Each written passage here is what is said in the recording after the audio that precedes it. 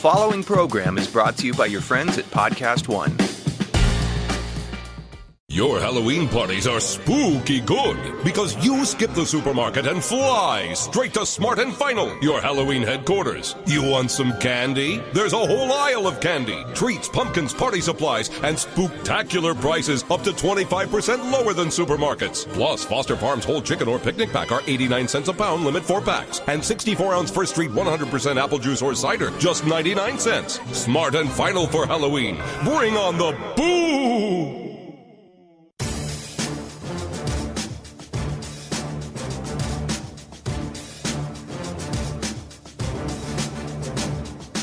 Welcome to RJ Bell's Dream Preview. Weekly winners from his Wiseguy Roundtable. Broadcasting from the pregame.com studios in Las Vegas.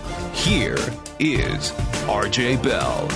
NFL Week 8 edition with my Wiseguy Roundtable. To my right, the bettor, Steve Fezzik. To my left, the bookmaker, Matty Holt. I'm RJ Bell, and what a jam-packed show we have for you guys. Action-packed. Every game we're going to go over. Like or lean. Pros versus Joes on one game. A crossfire battle on another. We've got a double like. Both of the boys like the same game. We've got the smart money game of the week.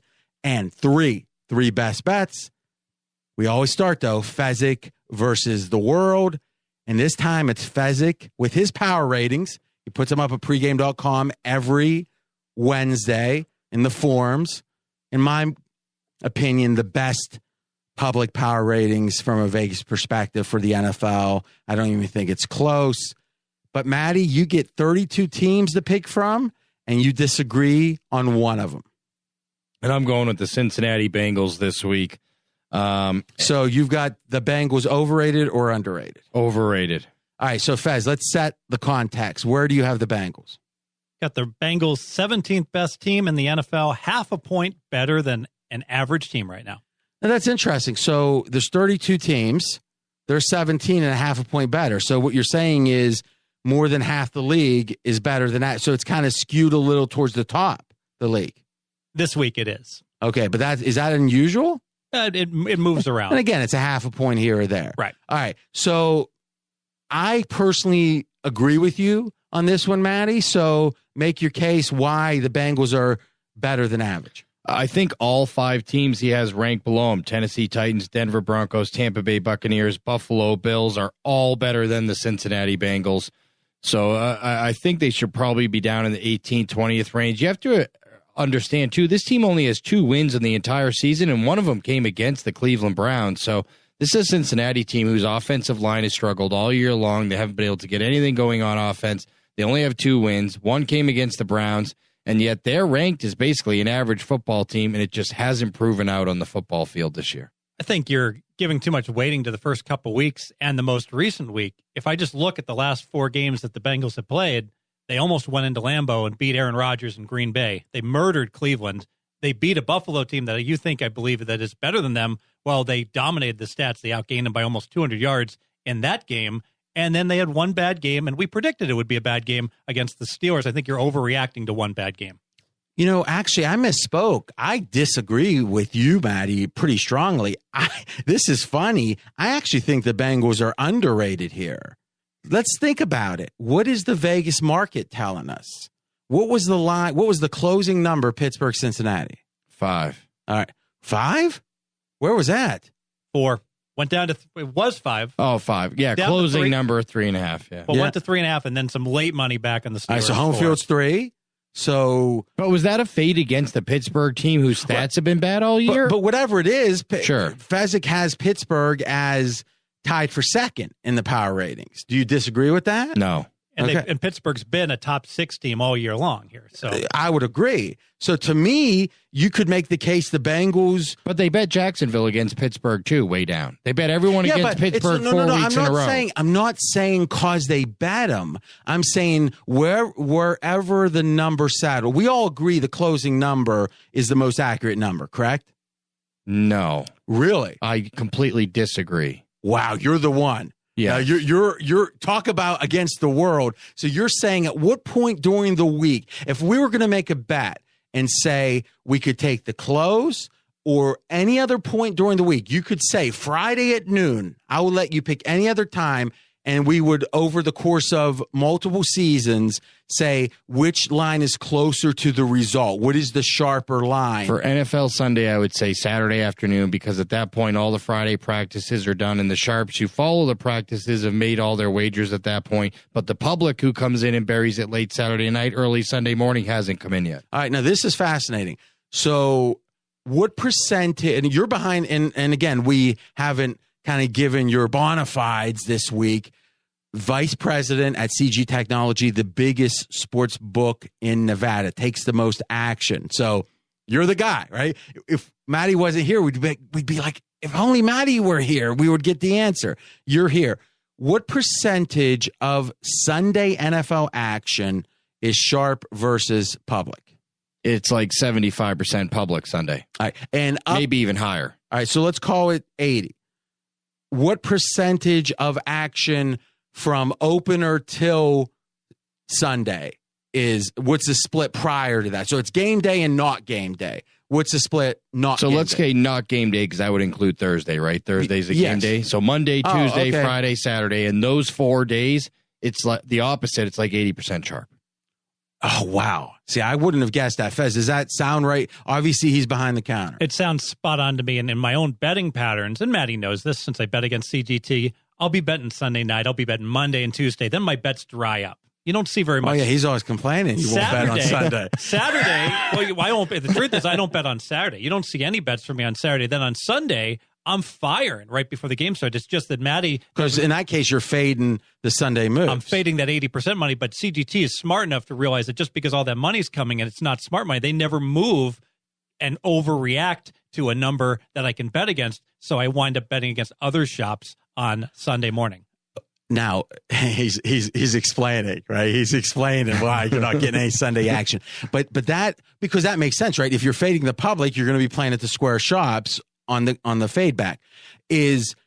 Now that is so fascinating, because like our whole lives, or my whole professional life, I guess, it's been the closing numbers the sharpest. And I think for most, would you agree, NBA and almost everything else, that's the case? In the daily sports, 100%. Okay. And especially now with the late injuries that we see, with the late information, it's really pertinent. That so Fez, if you could only bet once a week, all right, horrible thought, and you could either bet Sunday at 9 p.m. NFL now, Sunday before kickoff, like the 20-minute window before kickoff, or Saturday night, when would you bet? Oh, Sunday right before kickoff, not close. So which reinforces the point it's not as sharp. Exactly. But if I had one choice, I would choose the Sunday against the openers. Yeah. Makes sense. But I only gave you two, and you had to pick one of those. So Fez is always looking for he's angle shooting, always. Okay. Now that was a fascinating diversion, and quite frankly, I usually don't use this early, but where do you get stuff like this?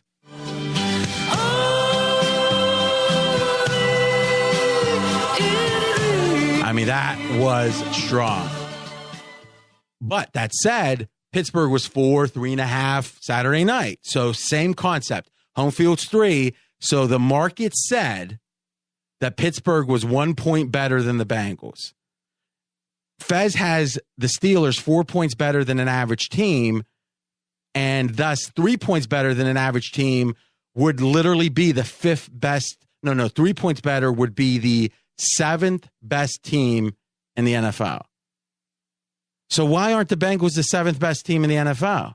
Well, the line against the Steelers turned out to be low. But it was one game. We're letting that one. So let's downgrade. What do you downgrade Cincy for? You can't downgrade him more than a half a point from that game. I can downgrade him a point. I thought they got completely outplayed, but it was either going to be a half or one. And I said, you know what? I'll knock him down one. All right. So then you would go Pittsburgh's 4, since he would have entered the game at +3, right, in your power ratings. Now they're +2. So even a +2, they're the 9th best team. Yeah, and they're not that good. Okay. So, but the Sharps were on Cincy. I think some of it's perception all the time, right? There's been an anti-Pittsburgh last 4-week sentiment from the Sharps. Why? Because they love to use yards per play. They love to use some of these statistical metrics that haven't measured out to success on the field. I mean, Pittsburgh had a really bad yards per play. When they went into the Jacksonville game, they actually were averaging less offensive yards per play than the Jacksonville Jaguars going into that week. It was like 5.1 for Jacksonville, 5.0 for Pittsburgh. Pittsburgh's stats have got better since, but I mean, Pittsburgh has been a bad stat team. But right now, though, Pittsburgh's got, Fez confirmed this on your sheet, is Pittsburgh's at plus 1 yard per play this season, right? And my sheet, I only update every other week, so my sheet is not updated on the yards per play. Okay. Yeah, I mean, unless I've made a mistake here, which is, that's an underdog. Let's say that. Fez makes the mistakes on this sort of thing, not RJ Bell. Listen, there's been a few. Let's not lie. But this blows my mind. Cincinnati last week had the second best yards per play, and now they're down to 11. Wowza. Well, your Steelers kicked my Bengals. Yeah, but I guess so. So this is fascinating. So you're saying that you think Cincinnati should be where? I think probably around like 22 right now. Their offensive line, I think, is one of the 6 worst in the NFL, Cincinnati. They have an unbelievable array of running backs there, yet they cannot run the football. They still average less than 4 yards per carry. They're in the bottom 5 in actual success rate in terms of running plays. What has saved this Bengals team this year is their pass defense in terms of yards per play allowed has actually been really good. But this passing game has never gotten going despite the fact that it has weapons. This running game has never gotten going despite the fact that it has weapons. So how fascinating, guys, is it that you could make a case? I mean, it's hard to debate 1 point better, the market saying, and downgrade them 1. And here they are at number 9 in that case in your ratings. And Matty Holt, who's quite sharp, is saying maybe 22, and Fez is coming in the middle and saying 17. And I actually think obviously I think my number's right. I created it, but I think the Bengals, if you compare them to the Bills, it's a good comparison. Both teams have well above average defenses, borderline elite defenses. Both teams have struggling offenses, and I do think the Bengals have a better offense than the Bills. We're going to get to the Bills in a minute because that's the next disagreement. Let's get to game 1, though. Bengals at home.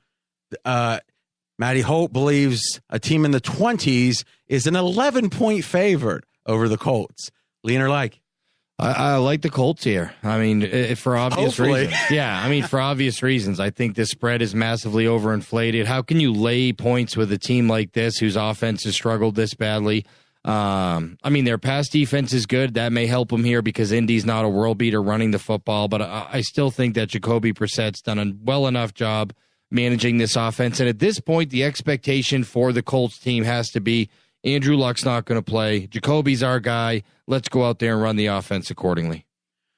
So you got to wonder, and maybe last week was the week when the sense was that Luck wasn't going to play this year. Was that a deflator for the team, right? Because obviously if Daddy's coming home and, actually he's not till next year, I would think so. Here's what's got me off the Colts. And I'm not saying that there's not value here because I do think it's a potential deflate. I mean, if Cincy would have won last week, I mean, they're in the division at that point, right? Now at 2-4, it's not quite a dream crusher, but I do think there's a little bit of a letdown. This team isn't used to, usually teams in the 20s aren't used to laying 11, right? But the Colts, in your power ratings, Fez, are last, tied for last with the Browns. Right. And here's what's got me off the Colts. If you look at their defense, they have the 31st best defense. Only the Pats are worse. So I always thought, okay, you don't have Luck, but you have a decent defense. You got a mobile quarterback. Again, that was just kind of the way you look at these teams that don't have an offense. But this team doesn't really have an offense because they're 28 yards per play on offense, and they have a horrible defense. So, Fez, that may segue into your one and only total pick of the week on this game. Spot on. I really like the over here. Obviously, New England, statistically, they may have the worst defense, but the Colts have the worst defense in the NFL. Now that Luck's not coming back, there's nothing there to get the team excited and motivated. You look at your yards per play differential, it's all that bad defense that's causing this team to be easily the worst team. statistically in the NFL, everybody's getting 30 points against this team. On offense, they just got shut out. I do like Jacoby Brissett. He does like to go ahead and throw the ball downfield and attempt to make plays. And so I think all the emphasis isn't going to be on winning the game. It's going to be on scoring some points here. 41 looks really low.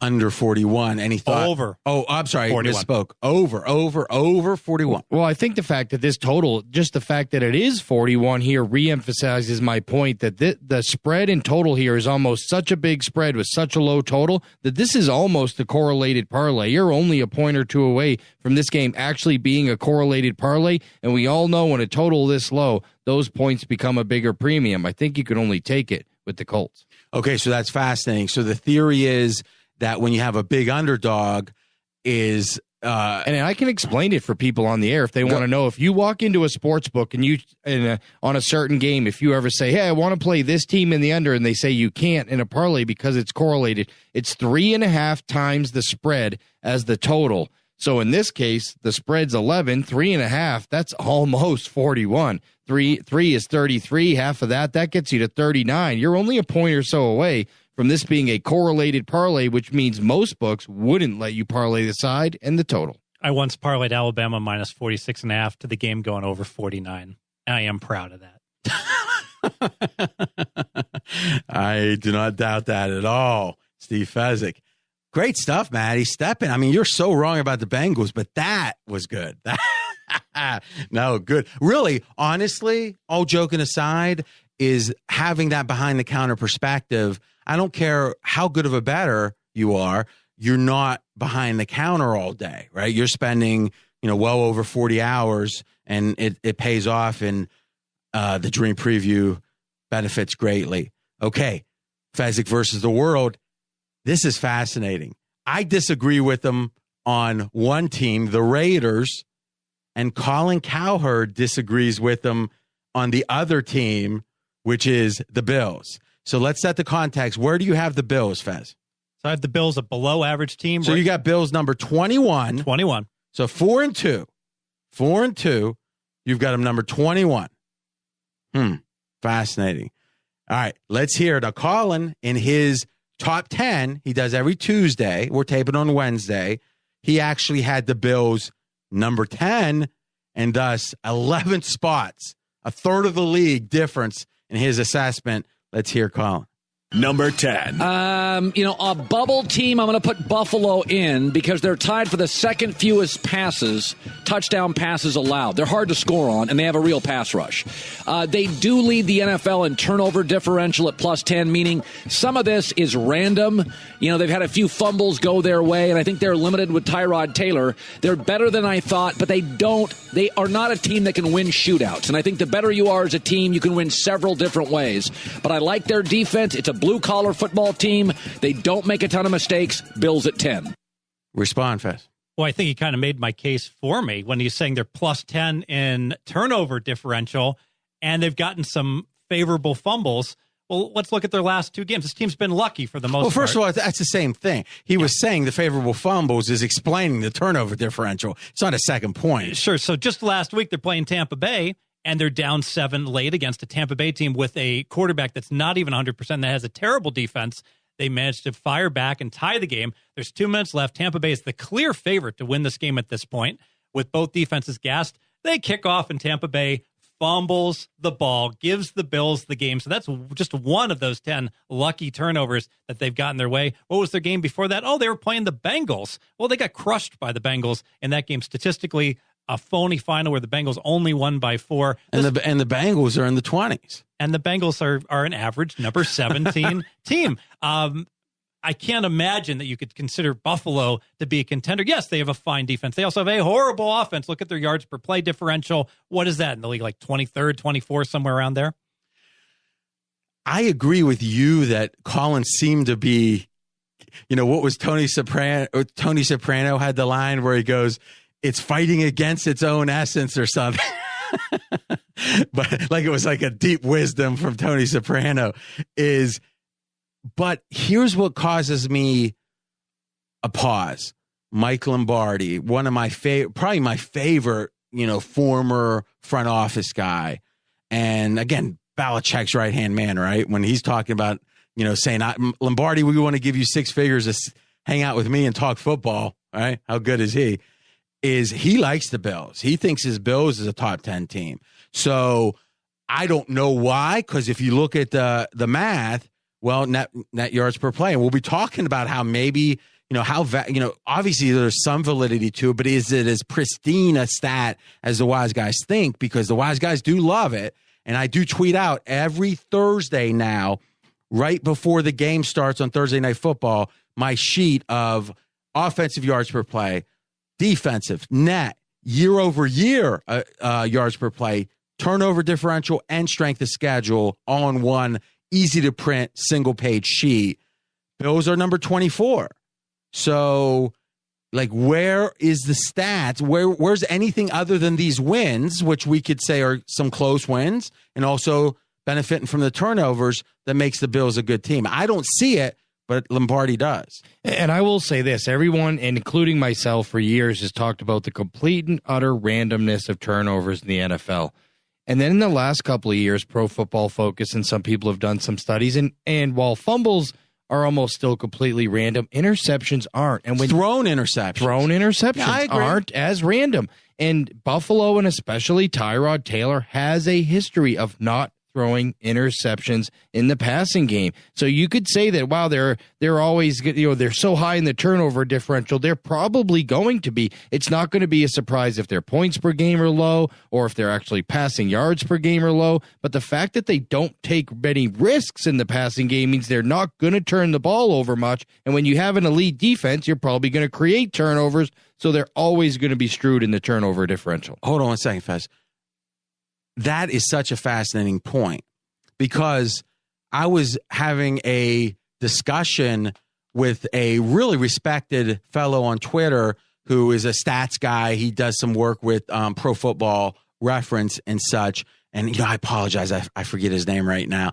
I'll try to remember throughout the show, but really nice guy too. And actually, I know I DM'd him, so I'll look it up as I'm talking, he was saying, you've got to weight net yards per play by how much they pass and how much they run. And I heard him, but then it dawned on me. It's like, well, wait a minute.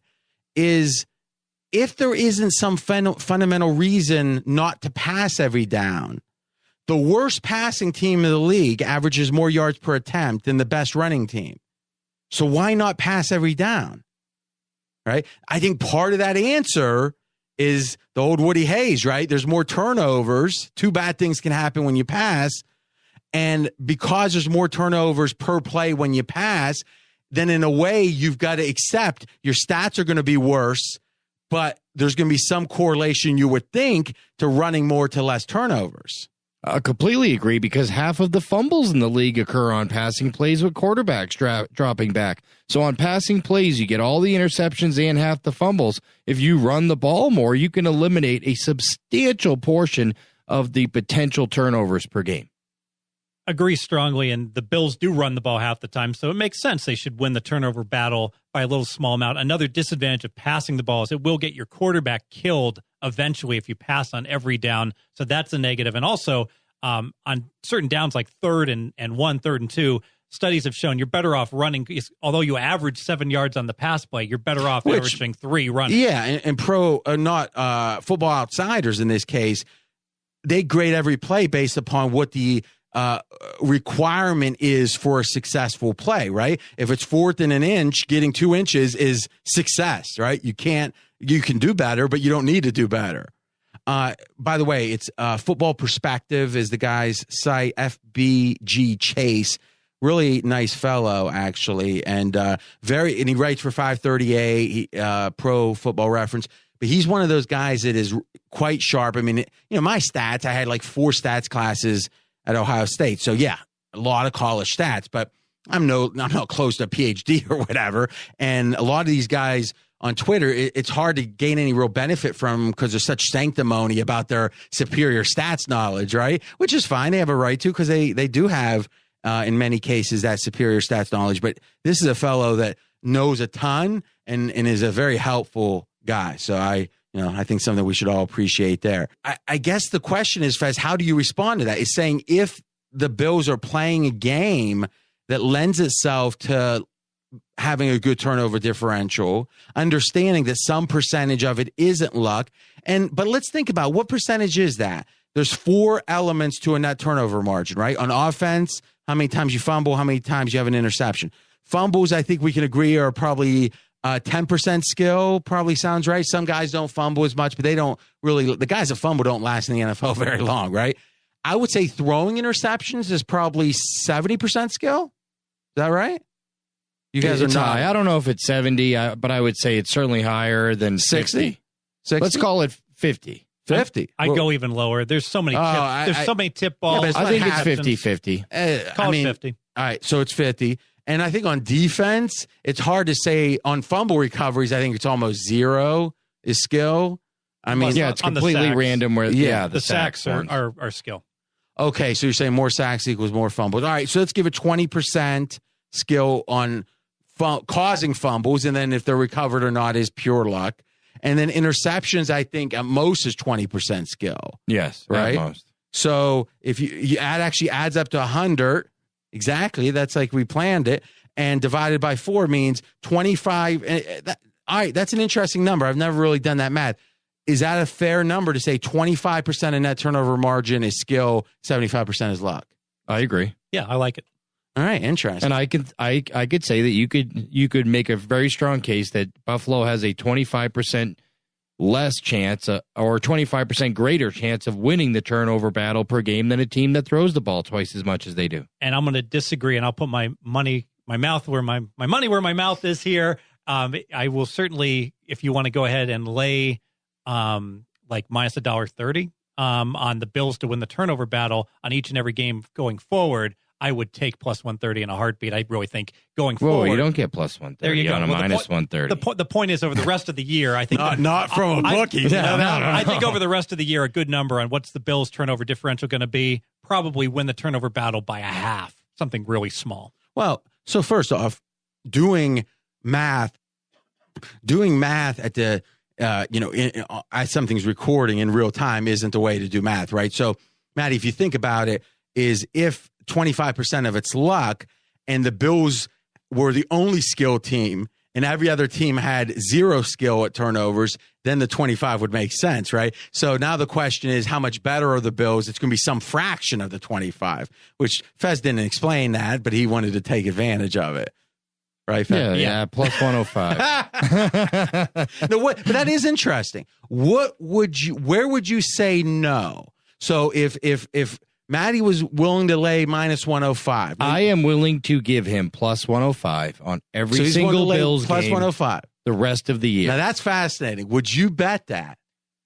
I will, and I'll take. I feel like I'm taking advantage of him, and here's why. Wow. Go ahead. And here's why. Because I have the Bills rated at a level that they're not a good team, so I'm going to expect them more often than not in the third and fourth quarters to be losing. They got a winning record right now. I don't feel that that's going to continue, so I'm going to get the turnovers in the fourth quarter. But he disagrees. He doesn't think. I mean, you think they're at least an average team, right?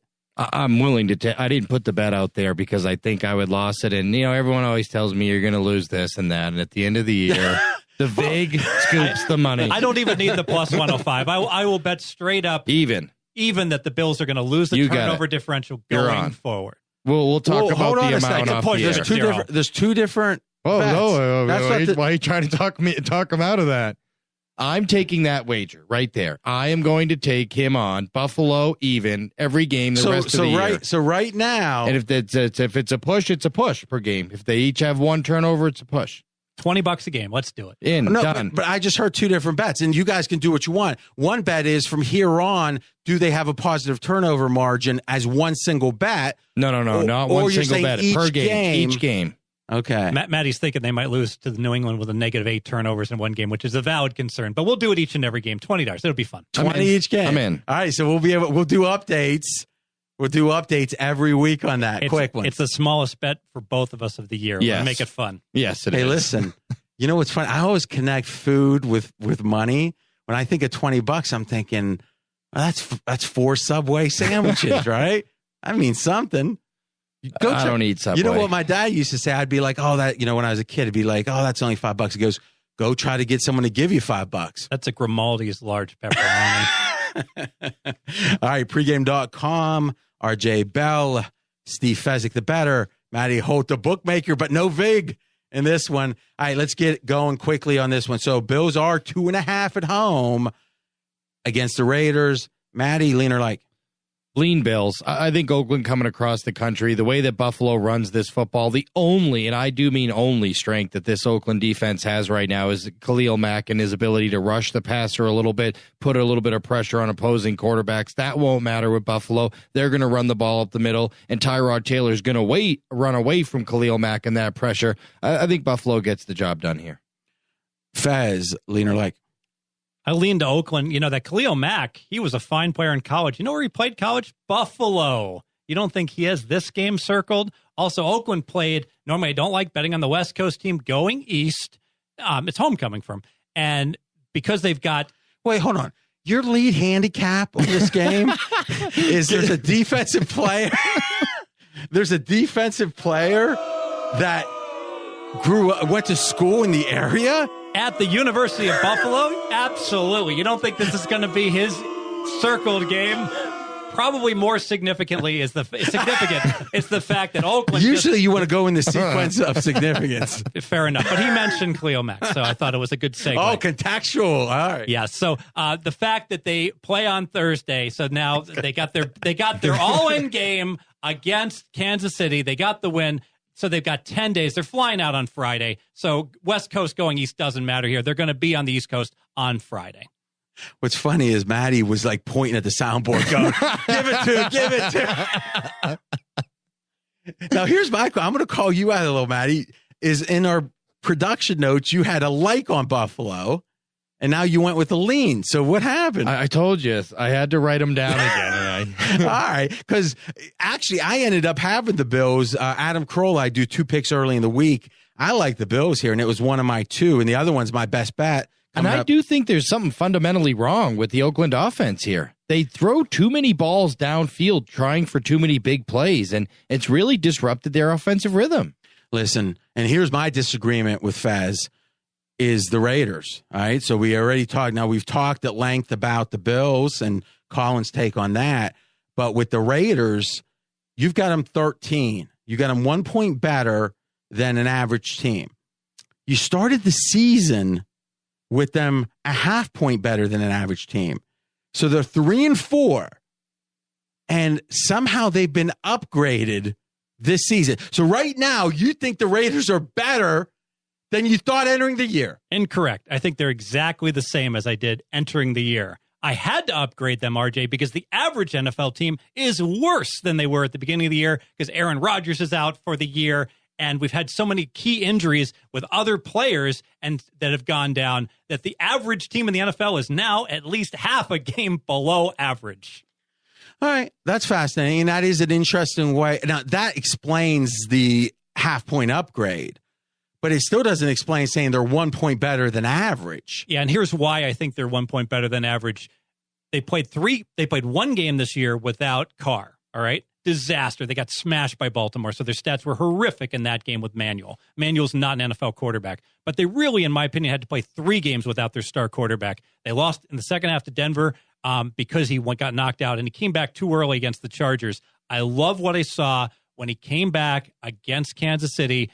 All of a sudden, he could zing the ball all over the field like he hadn't been able to do those 3 games. Cooper has been a no-show, their number 2 wide receiver. He was great in that game. It's the old Oakland Raiders that I saw last year. Great offense, terrible defense, added together, right about average. What about Marshawn's suspension? 0 impact in your opinion, obviously. Love the suspension. You think it helps him a ton? Because it makes him throw more, because he was averaging under 4 yards per rush, and like we've discussed, I'd much rather team throw the ball more than half the time. What about the distraction factor? There's no distraction. He's suspended. He's not playing. Okay. You know something? I'm looking at the list below. I'm not sure who's better than the Raiders. I mean, this league. Now, the Bengals are right below. I think the Bengals are better than the Raiders. I don't even think that's close. We've already talked about that one, but you disagree on that, Matty. Titans, maybe by a smidge, but hey, they went in and beat the Titans.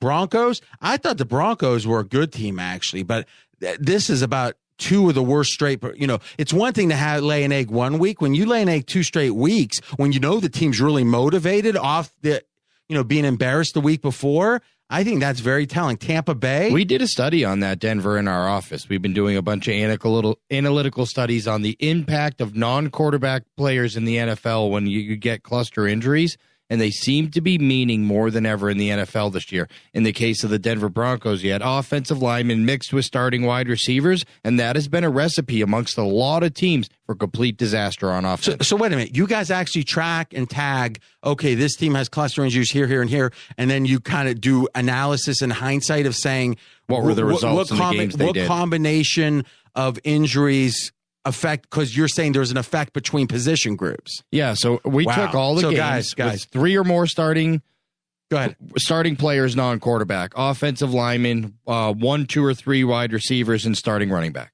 Real quick, though, if you think it's easy to win here, imagine there's a team of guys in their air-conditioned offices near the Spearmint Rhino. I mean, that's just the reference point. And you're doing analysis saying who was injured, what groups, and how do they complement each other? What's the correlation between injuries? And then you're making slight adjustments to the line accordingly. That's a little scary. Brad Powers and I did a video on this about the impact of cluster injuries just today when we were cutting on your offense. When you have cluster injuries on skill position players, it really depends on the quarterback. If you have a below-average quarterback, a Simeon for Denver, an Eli Manning for the New York Giants, you're dead. You can't do anything. But if you have a stud... So playmakers and quarterbacks, that correlation. The gunslinging quarterback doesn't need the playmakers. Aaron Rodgers can make it happen without good blocking and without his wide receivers. But if you go ahead and put an Eli Manning in that situation, you are just toast. If you put Andy Dalton behind an O-line that can't block, you are toast. The very best, the Staffords of Detroit even, you might say, could overcome this despite them having problems on the O-line. Great stuff, guys. All right, so just to recap, Holt with a lean or a like in that range on the Bills, and Fez with a lean on Oakland. Remember, they're going against each other here. We got a crossfire coming up. Next game, Sunday Night Football, Steelers, Lions. Pittsburgh on the road favored by 3, a little less juice than usual. And Fez, we're going to start with you on this one. This is a new feature on the Dream Preview. 1 derivative bet per week. First half, second half, something different because there's something specific to the handicap. Yeah, and I like Detroit in the fourth quarter here. How many times do we have to see the Detroit Lions get down? Look at the New Orleans Saints game. They're down 35 points, and they come storming back in the fourth quarter. Same thing happened against the Atlanta Falcons. The team doesn't give up. Stafford is a gunslinger, absolutely able to move the team late. And I tell you, Pittsburgh is not a buttoned-up type of team. I don't trust them late in games. And also, a stat on Pittsburgh doesn't surprise me. Before their bye, they're already booking tee times and airline flights. They are 0-5-1 against the spread the week before their bye. They may check out here midway through the third quarter. You know something? I like that trend a lot. There's a lot of logic there that Pittsburgh with Tomlin before the bye. That is very good. You guys are killing it today. Matty, I always wondered about this. When there's teams that have like a noteworthy first half or second half, right? So now we got with the Falcons, for example, and it's so funny. And again, I'm not saying I had this effect, but I was across, coast to coast many, many times last week talking about Sarkisian at the chalkboard. He was a little overmatched, I thought. And now this wasn't, and I thought the second half, because the prior 2 games from last week's perspective, they had only scored the Falcons 7 points in the second half in 2 games combined, and then obviously laid an egg the whole game on offense. So now everyone's talking about Sarkisian.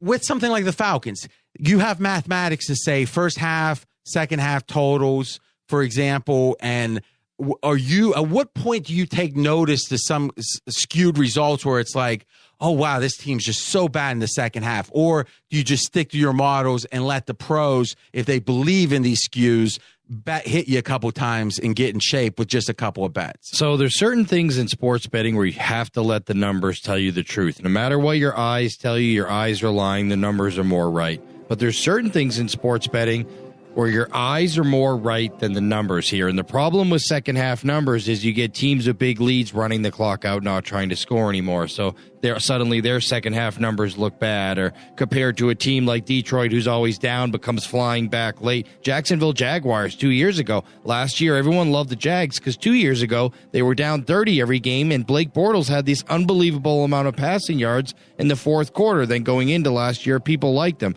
So second half stats, period, can be misleading. You kind of have to watch the games and get a feel of it more than just trusting the numbers.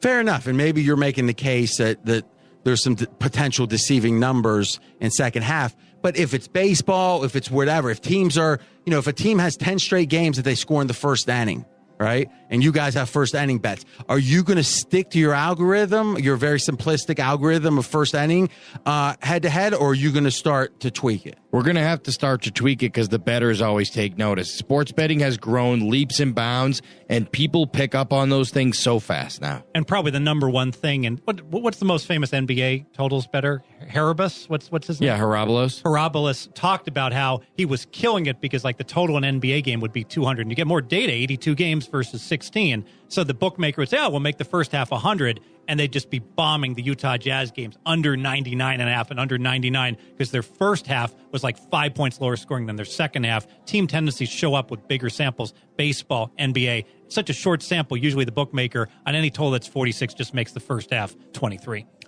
Last question, though, Matty. It sounds like you're going to affect your opener because of the perception with the batters, not necessarily that you think it's a legitimate. So in theory, if it's not legitimate, you should look to fade it because you're adjusting the numbers because of the perception, but the perception in this hypothetical isn't true. When I first started on my side of the counter, we started doing all derivative bets as just a straight derivative from the number and the spread. Hey, that's how you do them. Look at all these bets we can create, just straight derivatives from the spread and the total. The sharps killed us. There has to be manual, physical, human input in these derivative bets, or the sharps crush you. Wow, more good stuff behind the counter, Matty Holt. Let's give your Twitter account out right now because I think it's important. I already know it. I won't do it because if I told you before the show is on the college preview. By the way, it's a good time to talk about that quickly. Is college preview out? Listenership on the NFL, obviously more NFL fans, but if you bet college at all, or even want to be really sharp about the college side, check out the Dream Preview College Edition, same place you get the NFL. And by the way, if you're getting the NFL just from my Twitter feed, consider subscribing. Whatever podcast player you use, iTunes, whatever, Google Play, up and down the list, you can just search RJ Bell and then subscribe, and it gets delivered immediately. You get it first when you subscribe. But yesterday on the Dream Preview, Fez sat in. What a show. I thought it was the best college show. Fez was quite good. Had a 2-on-1 crossfire, right? And they, Matt, you and Ken Thompson, Fez, against Brad. Brad actually looked, how like when you were like 12 or 13, so you're starting to grow up a little bit, but you're still a kid, and someone like just gets beat really bad in a game. But it's not so much like a really physical game like football or boxing. So, let's say it's basketball. So you shouldn't be like beat up if you lose, but they got that look on their face like they just got beat up. Brad had that look. That 2-on-1 was tough. It was like Rocky 2 in round 8 when the announcer says, "What must Brad be thinking? He's just lost his first round." I don't even know. I've seen every Rocky movie 10 times. I could have never came up with that quote. I don't think it's Rocky 2. No, Rocky 2 when Creed wins like the first 6 or 7 rounds, and then he loses round 8, and he looks like the most demoralized, injured, energy gone fighter you've ever seen. Oh, come on. Now, I will say this. The only line for Rocky 2 that really matters, and that was good, is when they're sitting in the hospital. And Mickey's in the corner, and I don't know if Burgess Meredith shot this like on another day or something, because they literally, Adrian and Rocky are talking. Adrian's like bed rest or something, and then she has the baby, and that kid turned out to be a brat, by the way. Has the baby, and And they're talking, and it's like, I don't have to fight and all that. And they cut over to Mickey, and Mickey's like half asleep, and it looks like they probably were cutting over to him 2 days later. Like the lighting's different. And all of a sudden, she goes, "You just got to do one thing for me." And she kind of whispers, and he goes, "What?" She goes, "When?" And then the music starts out, and you hear Mickey wake up, and he goes, "What are we waiting for?" That's the line. He's breaking you up inside, Jeff. You're up on points. Stay away from him. No, wait a minute. Stay away from him. I do like a 45-second story, deliver it perfectly, and you let one heartbeat go by, and you jump in with some random screaming of the mic. Yes. I might just edit that out. I'll just come on and say, "This is RJ. Fezzik did something very bad, and we had to edit it out." No Andre the Giant. That might have been worse. Second, we better pick the pace up. We're going rapid fire the rest of the show. Yeah, right. Rapid fire. Well, we're going to try. So second half, Lions, fourth quarter you're going with. Lions, derivative bet. Matty, you're going to have a derivative bet later. What do you lean or like in this game? Lean Pittsburgh, and for the reasons we just talked about. When we talk about cluster injuries, the Detroit Lions have as many as anybody. Add Golden Tate to that list. They have a lot of receivers banged up. He practiced today. Hopefully, taping on Wednesday. So maybe Golden Tate can come back, but I mean their injury report is as bad as any team in the NFC right now. I've seen what it's done to other teams, both sides of the football for the Lions. Because of that, and the fact that Pittsburgh's rolling right now, I cannot take Detroit in this spot. All right, lean on the Steelers. Boy, I question the motivation here. I'm staying away. I mean, listen, Pittsburgh, if they're motivated, I think they have the highest upside in the league, to be candid. When they're not motivated, they're horrible. It's just, can you figure that out? Sometimes it's obvious. This is one you think Sunday Night Football, but who knows? All right, next game, Monday Night Football. Oh, wow. But this is also the crossfire game. And we've got the Broncos and the Chiefs. We get the Chiefs favored by 7 and a little extra juice. And, because of Fez and that indiscretion, Matty Holt, you start.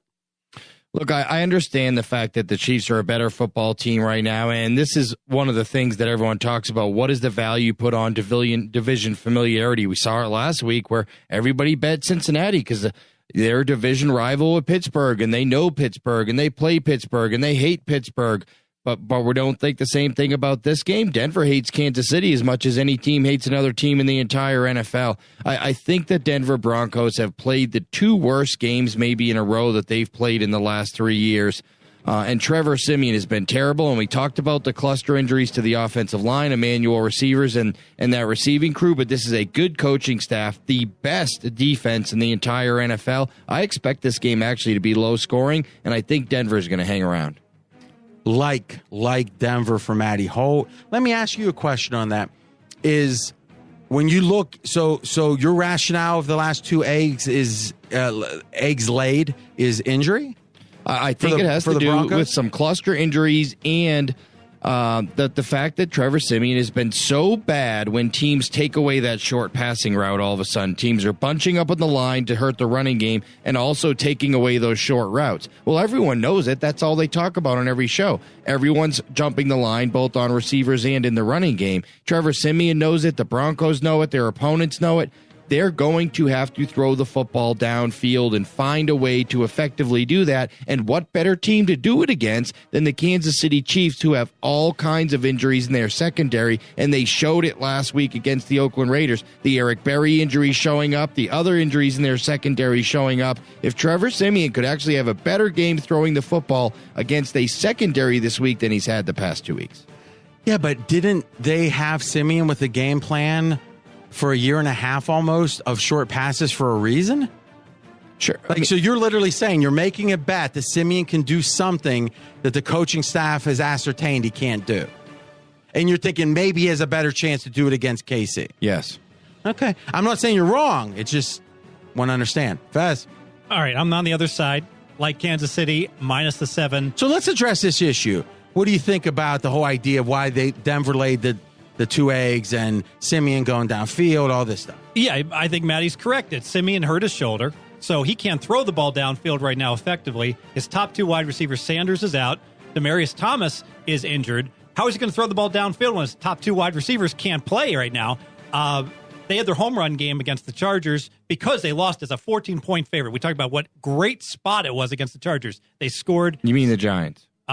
They weren't a 14-point favorite against the Chargers. No, they were a 14-point favorite in a bad spot against the Giants, and they lost. That put them in a good spot, the straight-up loss against the Chargers, and they laid an egg, couldn't score at all. So they were in their great spot last week. Now they're in another good spot this week, bounce back off basically after getting shut out back-to-back games. But guess what? Kansas City's in a better spot. Kansas City, 5-0, clear-cut best team in the NFL at that point in time. What happens? They play the Pittsburgh Steelers, and the Steelers, this was like their game of the year off the embarrassing loss against Jacksonville. We were all over the Steelers against Kansas City. Fast forward one more week, they're playing the Raiders. Raiders season on the line. It's their game of the year playing Kansas City. Kansas City loses 2 close games, and the loss against the Raiders was a coin flip, 4 penalty in the final 10 seconds, gut-wrenching loss. Enough's enough, 10 days, best team year-to-date in the AFC. They're going to circle the wagons. This is a kill spot for Kansas City. Yeah, but favored by a touchdown. Any response, Matty? And mostly more than a touchdown. Look, we talk about this line is quoting it at 7 here. The only 7s that you're going to find anywhere are 7 minus 20 or 7 minus a quarter. This game is 7.5 at more places than it was 7 when I was on my way here today. And it's at least 7 in juice at everywhere else. So you're going to take 7, take some plus money and here. And 7's worth a dime, so 7. Sure. And I think that look, you still have the best defense in football. And some people said, look, it looked like the Denver defense gave up late out of frustration against Chargers. They gave up that long touchdown passes. There's no giving up in this game. This is for the division title. This is for all the marbles. I'm going to take more than a touchdown in a division rivalry game with the number 1 defense in the entire NFL. Quickly. Division title. Denver's not making the playoffs. I think it's a really good teaser also to tease that 7 down to 1. And I think it's fine to lay minus 7.5 even money also. Okay, and really it's the same, right? 10 cents, 11 cents, so a smidge. All right, guys, I hate to say it. I'm giving Fez this one. I hate to say it after he stepped on my Rocky. That was so bad. I mean, you could do 10 Andre the Giants. All right, I'm going to forget it. I'm going to open a Coke Zero. Make sure to keep the energy going here. Just don't make me host ever. That'd be punishment. And I'll sit and just step on your lines. Next game. This is a big adjustment game, and I find this one fascinating. Jets, Falcons. It opens up, and CG Technology in the world, or at least the Sunday openers, people would open on Sunday. Some of these books wait till Monday here in Nevada, is opened up Falcons 7. In fact, at some locations, 7 with extra juice at the Jets. And now it's 4.5. Now, we don't know for sure how much of this was what we saw, another egg laying on Sunday Night Football by the Falcons, and how much was, hey, even if the Falcons would have played, let's say, and lost by 3, which was, let's say, met expectation, right, push the line or whatever, based on the line you got, then it would have been a situation where maybe the line would have moved anyway. Right. So because the Jets were always going to be in the same boat. They were always going to at least meet expectations in that game versus Miami. I mean, they the way it was going. That's in right. The second half. Yeah. So we can't say all of this move is about the one game, but I think we can agree most of it is, and maybe all of it. Agreed. So do we really, is there any situation a team can be downgraded by 2.5 points off a 7, which really means like 3 points, right?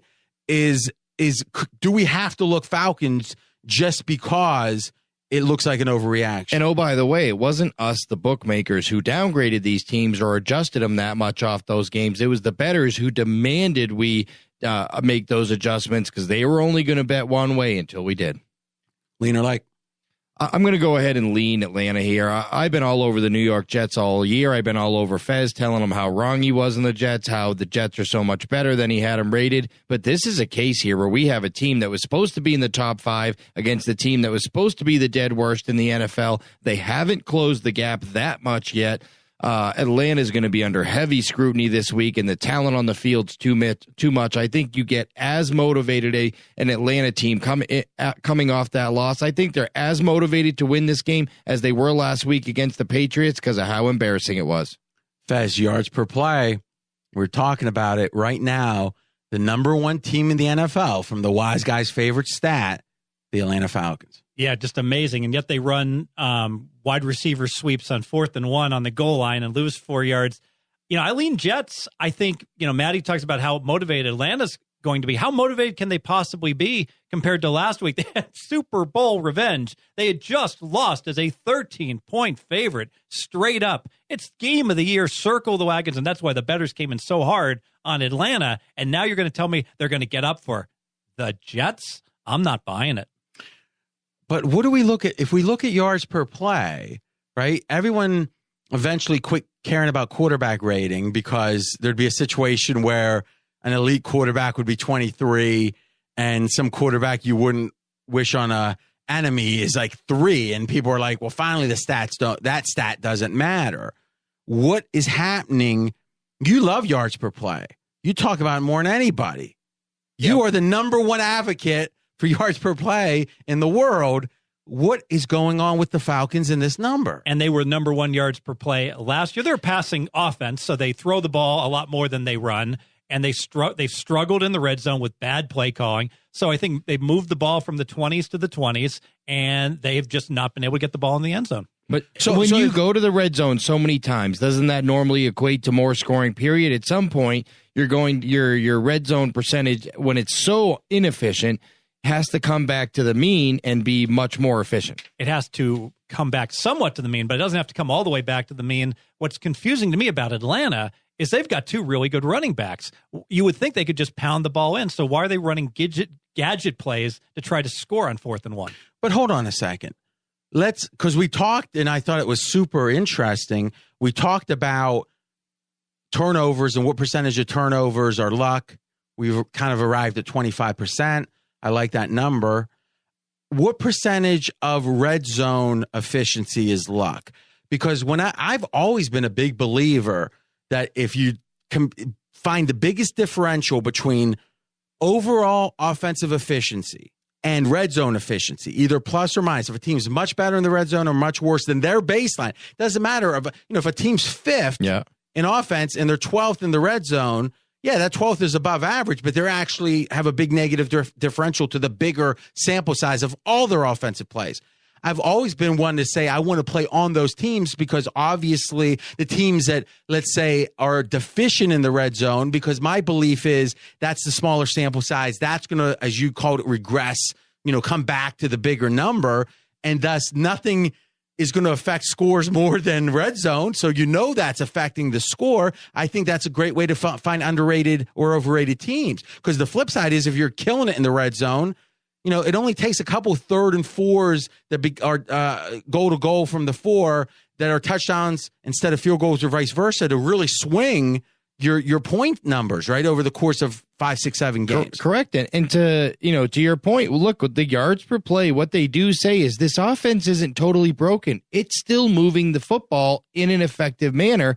They're just not putting points on the board. And to your point, inefficiencies in the red zone tend to regress back to the norm. In this case, at some point, if Atlanta continues to get into the red zone as frequently as they are, they're going to start scoring more. The flip side, Fez, is some teams have offensive schemes and personnel, some combination that's really good in the red zone or not good in the red zone. So how much regression do you typically expect? And how much do you expect with the Falcons? And when I say typically, I mean over the course of all teams for multiple seasons, how much weight do you put on luck versus skill with red zone efficiency, differential versus offense? I think it's about 70% luck. So I agree with Matty that it regresses back big time. I do think we have an issue here with Atlanta.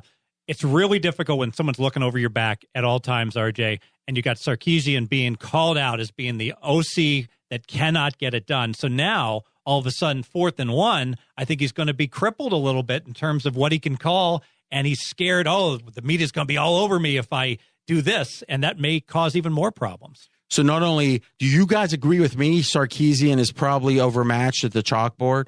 I completely agree. So we've got probably a deficiency schematically, plus now he's starting to second guess himself. Yeah, and I saw him go for it 4th down and 6 and 4th down and 7 from midfield. Hey, I'm the advocate for being the gunslinger, gambler, go for it in situations. but not in the second quarter. 4th and 7 from midfield. Even that goes beyond my level of mathletics. Mathletes, right? Freaks and Geeks. Great show. Last thing on Sarkisian. Not only do you have deficiency schematically is our assessment, right? People I respect tend to agree with that. I don't think we're going out too much on a limb. Second guessing, but also the cloud of the Super Bowl, right? What caused them to lose, you could look back in hindsight, was being too aggressive. The Falcons in the Super Bowl. So now it's like you've got to deal with that. You've got to deal with this year. Got to deal with the second guessers. That's interesting. All right, so recapping here, we've got Jets lean from Fez, Atlanta lean from Matty. I tend to agree with the Falcons as a lean there. Something big is happening at JCPenney. This Thursday through Sunday, take 60% off exclusive brands like Liz Claiborne, Worthington, St. John's Bay, Royal Velvet, and more during our biggest sale of them all. And best of all, there's no coupon needed. Plus, rewards members get a $10 bonus reward for every $50 spent in-store or at jcp.com through October 29th. Hurry in this Thursday through Sunday for the biggest sale of them all. JCPenney. Offers represent savings on regular or original prices while supplies last. Maximum 3 bonus rewards per customer. Some restrictions and exclusions apply. See store or jcp.com for details. BetDSI.com has been in business for over 20 years paying winners. They're A-plus rated on sportsbook review sites, and you get to use your sports knowledge to make some extra cash. Why sit on all those smarts if you're not going to use them? BetDSI's easy-to-use mobile playing interface makes things simple. Play, win, get paid. BetDSI offers odds on everything football, including live betting and props as games are in action. Plus, BetDSI offers odds on pretty much everything else too, including all major sports, politics, and even reality TV. Use promo code BELL25 to get a $25 free wager just for registering. If you decide to deposit, you will get a 200% bonus match on your money. Here at Podcast One, we play on BetDSI, and let me tell you something. If you want to add a little excitement to the games you're watching, BetDSI is the place to be. So be sure to go to BetDSI.com and use the promo code BELL25 to get a free $25 wager on the house and 200% extra bonus when you deposit. That's BELL25 to get your free wager and start winning today with BetDSI. Next game, it's our public pounder in London. Vikings favored by 9.5, neutral site against the Browns. All right, this, Matty, is your derivative game. Yeah, and I'm taking the under in the first half here. Regardless of who's been playing in London, we've seen them get off to sluggish starts. The Rams got off to a little bit of a slow start versus Arizona in a game they ended up pummeling them last week. Think, the fact that New Orleans beat Miami 20-0 in London. The score at halftime was 0-0 in that game. Same thing, Jacksonville, Baltimore. Baltimore being shut out in the first half there against Jacksonville in London earlier this year. Teams just seem to get off to really sluggish starts over there. And in this case, we have a really struggling quarterback with Deshaun Kaiser and the Cleveland Browns. Even more reason why they probably will get off to a sluggish start. I wouldn't be surprised if in the second half, they go to Cody Kessler again. Cody Kessler comes in, maybe leads a couple of late drives for some points that are meaningless, but I love this first half under in London.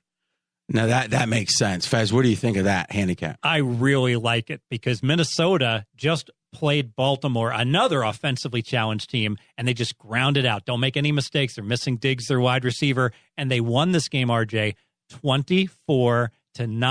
All right, that should have been the final. But with 2 seconds left, Joe Flacco threw a meaningless touchdown in the end zone. So it looks like that, their game last week, it did go over for recording purposes. 24-16 was the final score, but it really should have been a 33-point game. And if it was, we would be getting a total that was a good 1.5 points lower in this game.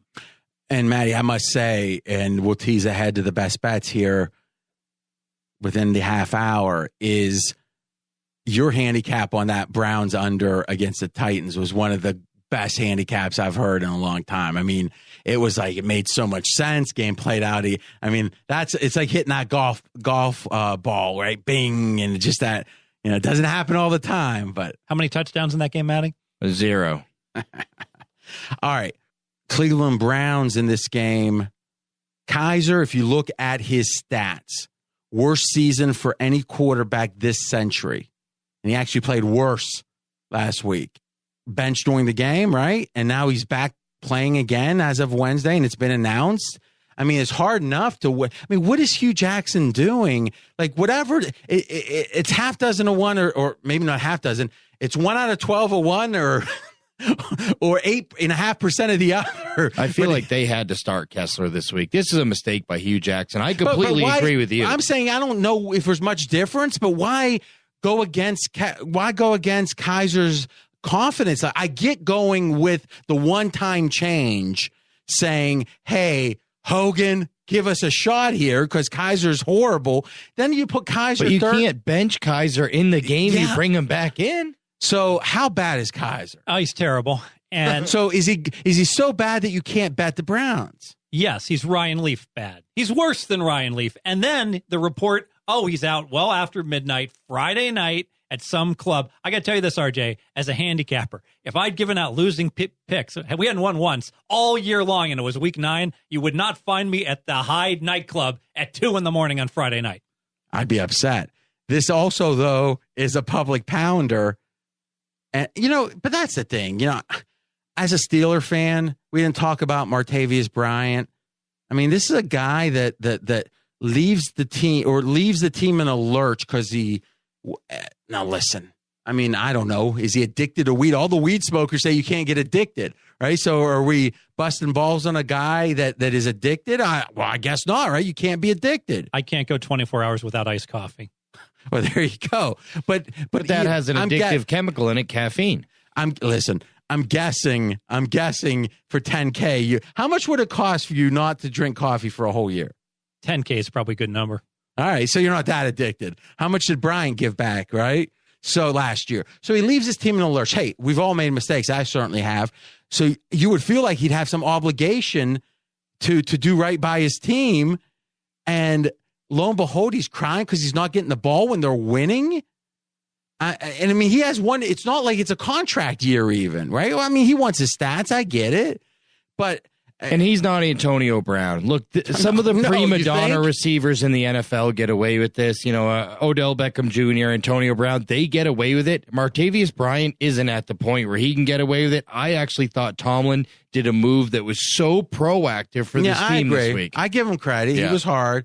And it looks like, based on Wednesday afternoon, is Bryant's like, hey, I'm just going to play hard. And, who knows? But I guess the point I was making is imagine you're one of the best in an industry, right? If you're an NFL coach, you're one of the 100 best coaches in football. Let's agree to that, because obviously, is Bill Parcells still on that list? Yeah, perhaps. And so let's call it 100 best coaches. You're one of the 100 best people in the world at something people really value, right? Football as a coach. And you've got to deal with these 21, 22-year-old kids who, quite frankly, many of them are like the hottest girl in high school, where no matter what they show up late for class and they wiggle their butt and it's no big deal. And obviously the boys are, let's be candid, if you're rich as a guy, or if you're Brad Pitt, or if you're, in that 1 out of 100 good looking, or if you're just a good looking girl, you've got a lot of advantages. When they're before they're adults, a lot of people with those advantages struggle in learning life lessons, right? Normal people have to learn these life lessons. Now, the best of these people learn them later, but they learn them, soon enough. And that's why, it's oftentimes a real struggle for, those really good looking girls as they get older. It's like all of a sudden they're not getting the same attention, and, and some of them don't grow into it. So my point being, I don't blame Martavius Bryant. Who knows what kind of, probably since the age of like 10, I don't know his background at all. So I'm just saying, generally, if you're that good of an athlete, you got a lot of preferential treatment since you can remember. At least since you were a younger teenager. Yeah, at least since you can remember. I mean, if you're an NFL level athlete at 10 years old, everyone knows at least you're in that top tier, right? It makes sense that they're not going to be super mature, all right? But now the question is, imagine being one of the top 100 guys in the world and have to deal with that, not just with one person, but, multiple people. Yeah, most front offices, he wouldn't even be able to do that. I mean, Pittsburgh's lucky where Tomlin has the respect of the Rooneys enough where they allow him to make that you mean decision. The coaches don't have enough even power in-house to even do something? No, a lot of coaches, the general manager, the owner would step in and say, hey, we just drafted this guy number 1. You can't bench him. Let's sit him down. Let's do this. It's like running a sports advisory business, isn't it, RJ? Or being an NFL coach. Yeah, but the handicappers that are problematic, they all usually were getting picked on in high school. So you think they'd have a lot of they would understand the world can be tough sometimes, you would think. All right, public pounder to finish this game. This is a public pounder right now, is 86% of the cash, 85% of the tickets. You guessed it, on the Vikings. You can go to pregame.com, click the game center, look at the consensus tab, and see the bet splits between both cash and tickets for both teams here. And right now it's 86%, as we said, cash, 85% tickets on the Vikings. Recapping, Fez, lean Cleveland, lean not alike, and Matty Holt with his one derivative bet. And I like this. We're going to keep this under in the first half because of the slow start in London. Next game. Pros versus Joes, one of my favorites. And based on Twitter, one of your favorites. We've got the Texans right now, sharp money. Matty, you gave us good info here on the Texans at the Seahawks. Seahawks at home favored by 5.5. Joes on the Seahawks, and Texans with the pros. One more time. Texans, pros, Seahawks, Joes. Fez, who you got? I'm on Seattle. You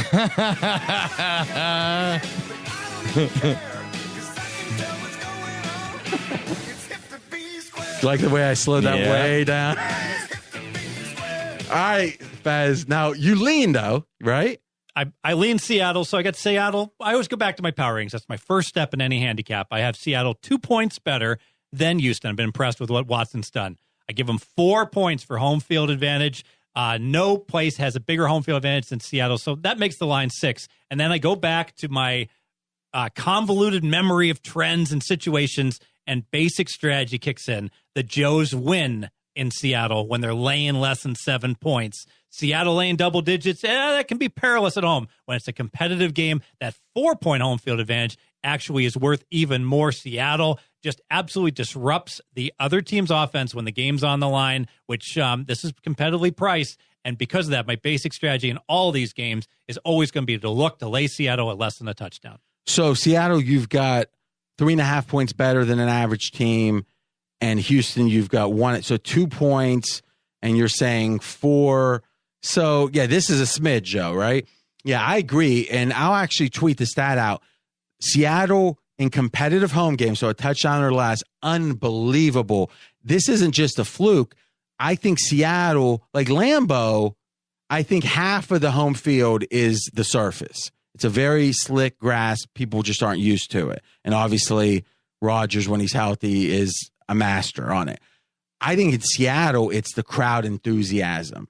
And when it's a competitive game, they are rocking and rolling, whereas laying double digits, not so much. So, I almost lean with, I don't go with the Joes. I'm not as comfortable with that as you, but man, I hear you. All right, Matty, you've got your one and only total on this game. Yeah, I actually like the under in this game. I think that Seattle's defense plays significantly better at home, partially due to the crowd noise and the effect it has on opposing quarterbacks.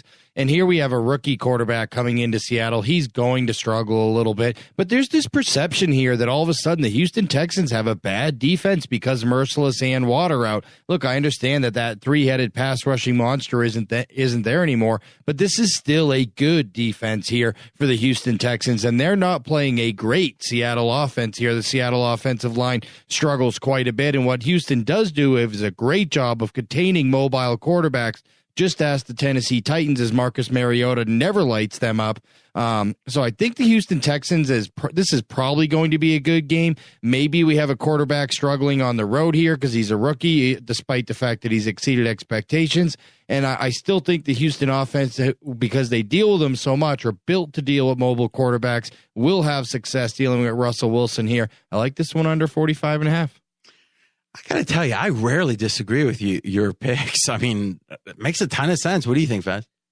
I'm just worried that the Watt and the Merciless injuries to Houston, looking at the past trends of how Houston's defense has played with Cushing out as well, those 3 of their best 4 defenders out for the year, I don't know if it's relevant anymore.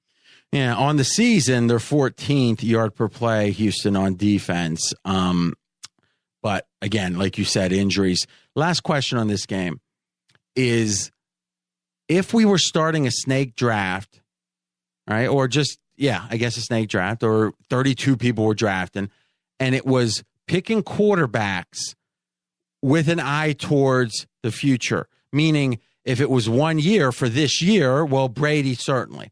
But Brady wouldn't go first or second or third because he's got a couple of years left at best, or maybe he plays a 45-5, whereas a rookie has 15 or whatever. So you got to take into account, where does Watson go? And obviously, this is something that, we'll give you guys a little music that implies it might take a second. Where does Watson go? I think he goes in the 5 to 8 range. I think Carson Wentz is the clear number 1 right now. Derek Carr probably almost a clear number 2. And then you have Mariota, famous Jameis, Deshaun are probably in that group. So Winston goes above I think they're all in a group. I think there's a group of Mariota, famous Jameis, Deshaun Watson. There's several of them in that group, but I think number 1 and 2 are clear. Carson Wentz 1, Derek Carr 2. No, he's not coming close to the top 10. I mean, I'll take Kirk Cousins, above Watson. Wow, you're building for the future. You're in a big. Well, no, because Cousins got. What do we 10 consider years the left. future? I mean, if you 10 years, I think if your Cousins' age isn't the problem. Okay, sure, but I disagree. I'll tell you, I listen to a massive amount of people on GMs and like the Lombardis and the Greg Cosales. I mean, the sense is Watson. Let me ask you this: if they redrafted this year, isn't Watson number 1? I mean, I don't even think that's a question. Well, is it? I'm thinking about Trubisky versus Watson. Oh, Yeah, Watson. What? No, Watson's number 1. I think you're making a mistake here because you're doing an evaluation. You're making an evaluation based You on would who's played. consider taking Trubisky over Watson. Absolutely, because you're evaluating based on who's played better this year, and you got to look in terms of who's going to play better over the next 7-8 years. How do you do that? It's difficult. What I'm saying is, we agree on 1 and 2, right? Wentz, Carr, period, for the future and a future draft. I think Carr might not be what you think, but I'm not sure. I mean, that's Wentz number 1, period, and no one's going to disagree with that. Wentz future is a draft, clear cut number 1. Yeah. He's so much better than everyone else that. Wentz clear number 1, period. Maybe Carr 2. Maybe I overstepped there. I'm thinking what San Francisco's going to pay Cousins. What type of contract is he going to get? No, yeah, but if you're the 12th or 14th best score, I mean, look at the contract Andy Dalton Look got. at Joe Flacco, $25 million. Well, but he had just won a Super Bowl. Let's see what kind of contract Watson gets, 5 years from now. Okay, that will settle this debate. In 5 years we'll from know now. his market value then. But the point I'm saying is, and they've done studies on this, in the modern era, at what point is the point of no return with a quarterback? Right now, I think Jared Goff could be an exception, though. The more that people are looking at it, it's like, okay, he was horrible his first year. McVay comes in, plays really well, or coaches really well, and he plays well a couple of games. On the line. A couple of games. And now once they see, okay, with this McVay offense, he can't make this throw, he can't make this throw. If you look at Goff the last 4 games, he's a below average quarterback. Right? So let's not think Goff, and even Colin, who is, I don't know if he bought stock in Goff or what, but he's been Goff talking stock. Yeah, he's been talking Goff up all summer. I mean, it was probably like 60 different occasions he talked about it, and he's saying, hey, this guy's a serviceable quarterback right now. Who knows where he goes? The point I'm saying is, give me the example where a quarterback gets into even their second year, let's say midpoint of their second year, that they're not playing really well, that they turn out well. It's very rare. All right. And so we don't, with Trubisky, and tell me this, how often does a quarterback play really well? And RG3 is going to sit there as a big exception, right? He's the one. Yeah. But other than that, who plays Vince as well Young as too, Watson has? Yeah, but Vince Young didn't throw well. They won games. Yes. Watson has the number 1 quarterback rating in the NFL right now. That's a great point. Dak played very well his first year as well. Yeah, and so we'll see what happens with him. Yeah, but what I'm saying is, I don't think everyone that plays well always plays well. But if you play poorly a whole year, so I mean, if Trubisky gets a lot better, I bet the listeners out there are 90-10. They would want Watson over Trubisky. Well, who would you want, Matty? You have to think about it. Yeah. Wow. I mean, I'm probably going to end up on Watson, to your point, but God, Mitch. Look, Mitch has no weapons this year at all. I mean, zero weapons. I'm not saying he's better. I think I would end Maybe up on we're Deshaun. not seeing enough. All right. And we haven't seen a year. We've seen 6 games. No. So you'd be right if it was. And we've only seen week, 3 with week Mitch. 15. So let's No, reserve judgment. I hear you. All right. Good point. I still like Watson. And again, Yes. I'm going with Lombardi. Lombardi's saying, I love Watson too. Lombardi's saying like this guy is one of the couple quarterbacks he'd want right now. So with an eye towards the future. All right, good stuff. Pros versus Joes. Fez with the Joes. Next game. Ooh, we're hitting the home stretch here, guys. It's going to be the smart money game, the double like, and 3 best bets. That's it. That's all that's left. This is, how they say in the championship rounds in boxing, it used to be, right, 13, 14, and 15. This is the money stretch of games, and it's probably a good time to use our wise guy roll. What are you doing? Wise guy don't carry his money in a wallet. Hey, wise guy carries money in a roll. All right, well, this is the smart money game. Cowboys, Redskins. Cowboys favored by 2, and Cowboys, the smart money. You don't see that too often. Fez, you have a like in this game. Yeah, I downgraded it to a lean. I'm on the opposite But when? side. Hold on. When? It's on my sheet right here. You mean you just scribbled it? Before you said that. Yeah. Are you serious? No, I'm serious because I got RJ. What happened? I wanted to fade Dallas huge because it's America's team. They just won by 40.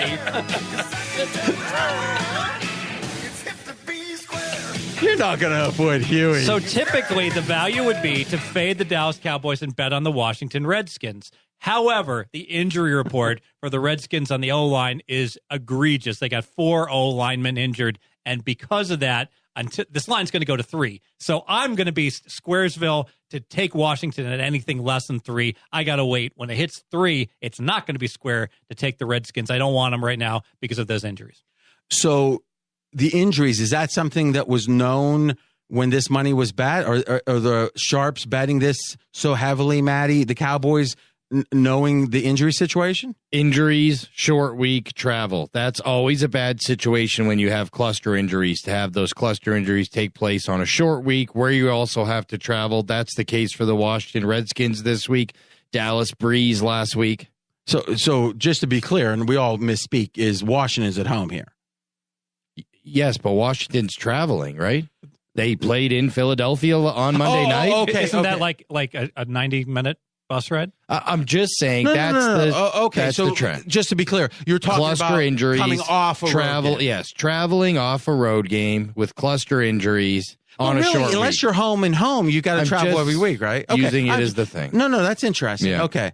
All right, interesting. All right, so because it ends up being some level of less hours that your medical staff can spend dealing with these guys.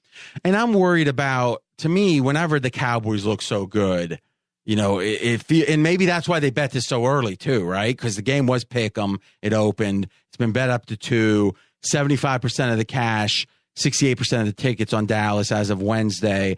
So my sense is this baby, like you said, goes to 3. And, the sharp money was a pick 'em, and you're going to like them at 3. And it's the old saying, wise guys don't bet teams, they bet numbers. Lean or like, Matty?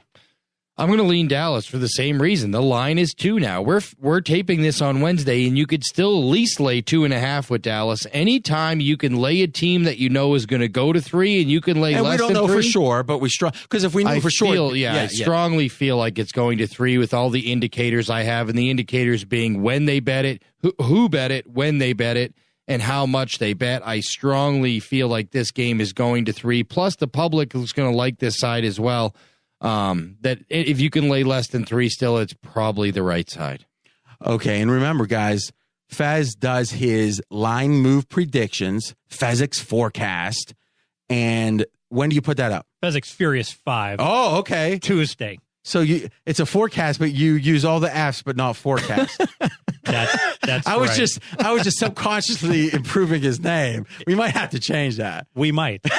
And what did you have this line ending up?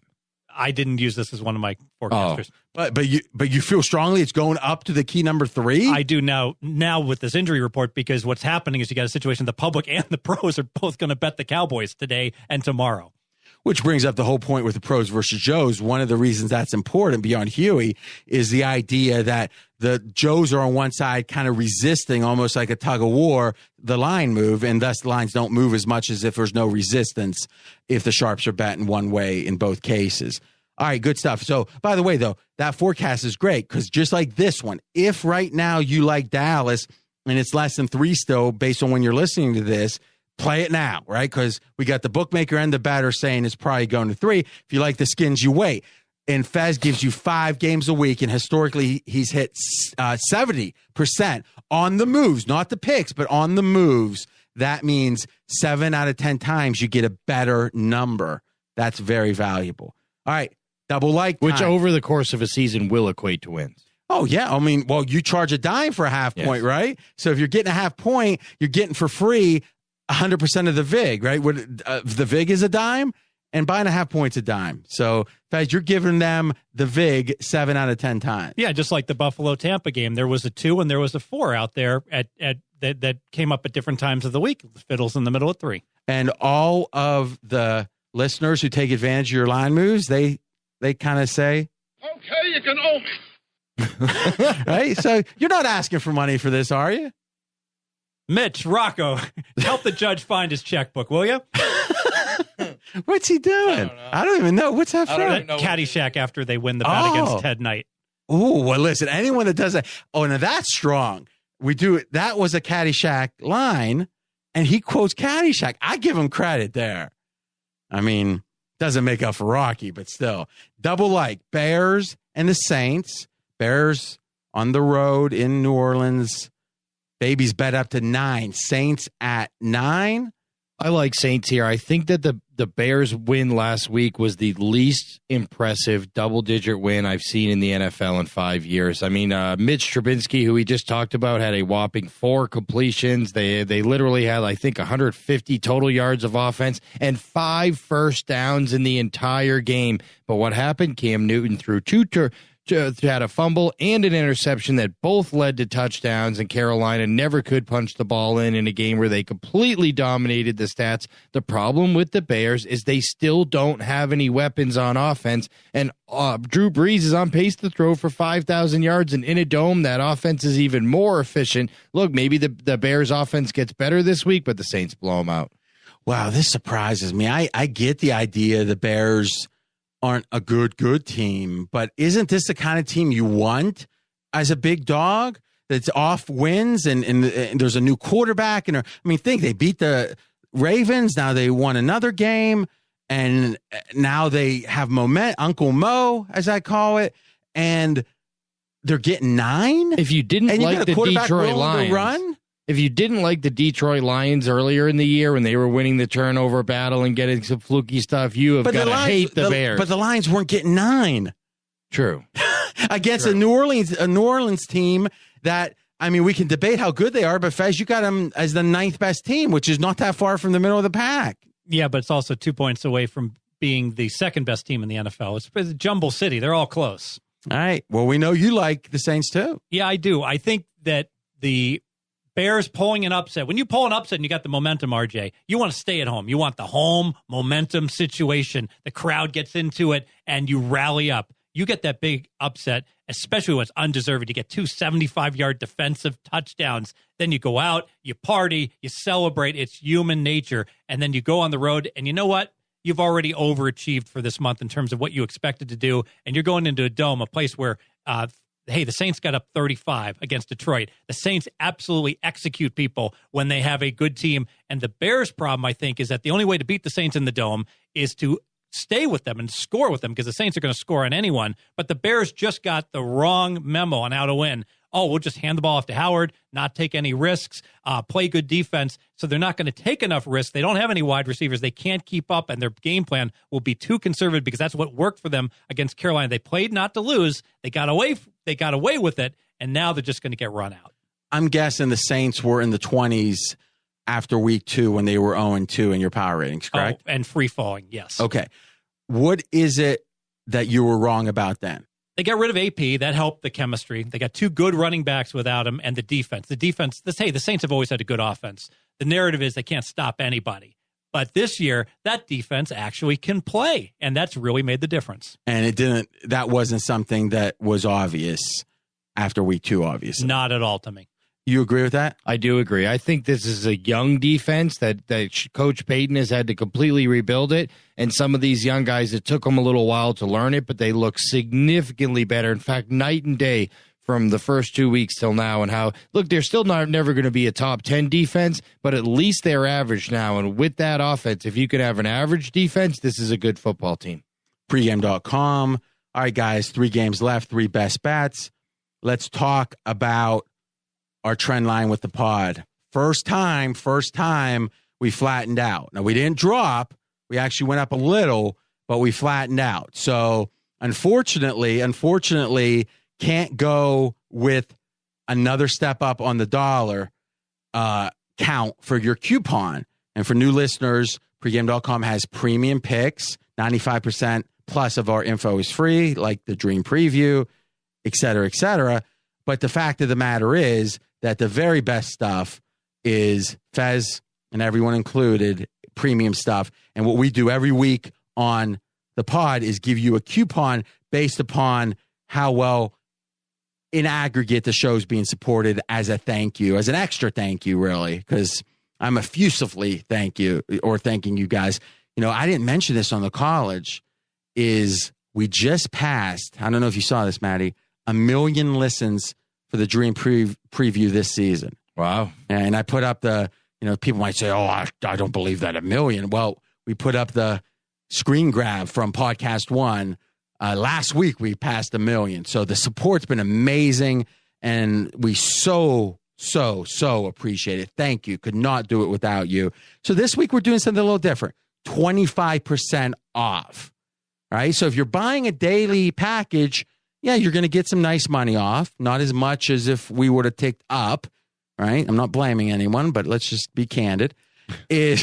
But the fact is, if you want to buy a week, you want to buy a month, want to buy more, you can save, literally, $100 or more with the 25% coupon, which is NFL Dream 25. 25, the numbers. NFL Dream 25. All one word, all caps. That's a coupon. You just buy whatever you want, put it in at the shopping cart, 25% off. And if we tick, guys, how do you help us tick up? You tell your buddies, right? And if you're listening, you must like it. So you're doing them a favor. You're doing a favor to your followers on Facebook, Twitter.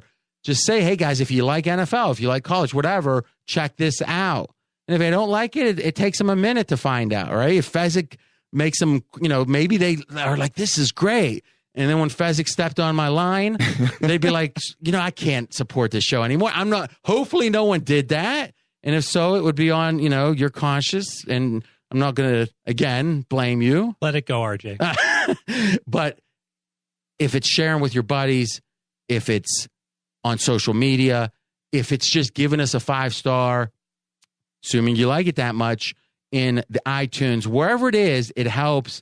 And we appreciate it. And if we tick up again next week, not only will we start back at $10, I'm going to jump to 11. We'll skip 10 if we tick up for next week. All right, guys, best bet time.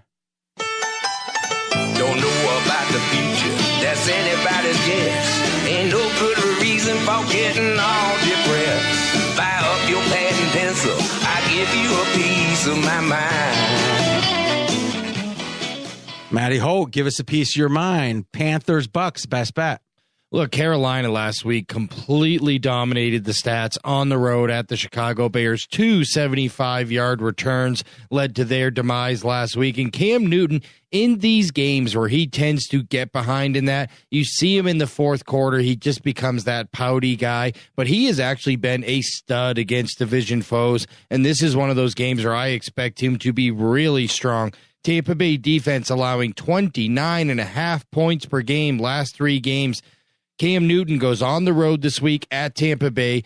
Carolina wins the stats again this week, except this week they win the game as well. I like the Panthers. Now, why in division? I have an idea. When you said that, I had an idea. Why would Cam do better in division? Well, some of it, I think, has to do with the fact that division has been so poor defensively since Cam came into the league. The Saints defensively have always been bad. Tampa Bay was bad for so long. Even Atlanta, who went to the Super Bowl last year, is bad defensively. So some of it could be the defensive inefficiencies against some of the teams he's playing, but some of it is you tend to play more focused, more driven against your division rivals. And let's be honest, his focus ebbs and flows. My thought was, if you're not a super studious about the game, if you can only know, if you memorize a poem, you can only memorize it, right? Now, they have 3 poems in this analogy twice a year. Now, as you get to your 5th, 6th year, you've got them memorized. Whereas if you're playing teams you're less familiar with, being studious means more. So perhaps it's that. What do you think, Fez? I like that analogy a lot. It's like the Army-Navy game. I'm playing under again every year. So what do you think of the game itself? Yeah, I like Carolina, and I think the Tampa Bay defense, not only has it been bad, Matty mentioned this, but let's look at the strength of schedule, the offenses they played. Now, they have played New England. Let me read these other teams they played. Chicago Bears, can't move the ball a lick. Minnesota, not a good offense. New York Giants, can't move the ball a lick this year. Arizona, struggling mightily, and the Buffalo Bills. So let's think about this. They played a bunch of cupcake offenses. They can't move the ball at all, and they're ranked at the very bottom of the NFL. And here comes Cam Newton, an average Carolina offense. Well, they're better than all these other offenses that have been torching Tampa Bay. That's strong. That's strong. Wow, good stuff. I'm going to look up that Newton in division and maybe tweet out the numbers. Actually, Pro Football Focus does the splits. I think they do in division. Yeah, I can't I'm pretty remember. sure they do. But I didn't have them with me, so I didn't want to throw a number out there unless I really had it.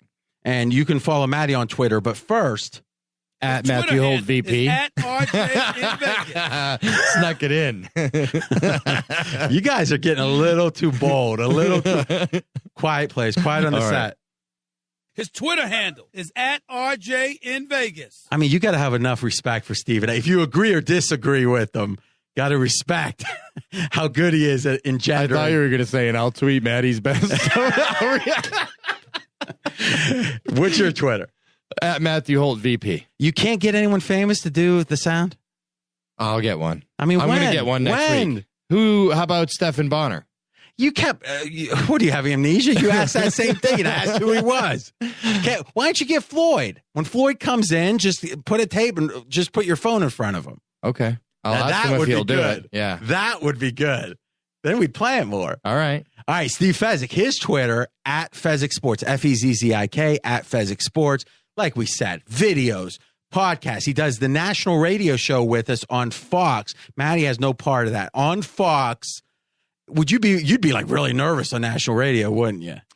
I've done it a time or two. No, honestly, amongst the bookmakers, I mean, best broadcast, I don't even think it's close, to be candid. And I like some of the guys in town, and especially I'm a big fan of Jimmy Vaccaro, and I think Jimmy has, a history in this town that's hard to match.